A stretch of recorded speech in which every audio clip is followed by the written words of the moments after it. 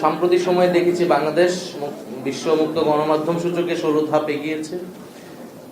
এটি আমাদের দেশের জন্য একটা সুখবর হলেও হয়তো আমাদের আকাঙ্ক্ষা বা প্রত্যাশা অনুযায়ী আমরা হয়তো আরো বেশি চেয়েছিলাম যে আমাদের গণমাধ্যম পরিবেশ আরো ভালো থাকবে, এবং আমরা এখনো আসলে যদি সেই সূচককে একটা মানদণ্ড ধরি তারপরে আমরা অনেক নিচের দিকেই আসলে আছি।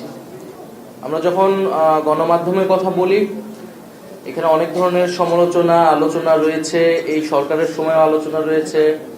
যেহেতু আমি তথ্য সম্প্রচার মন্ত্রণালয়ের উপদেষ্টা ছিলাম, অনেকগুলো সমালোচনা আমার উপর আসলে বর্তায়।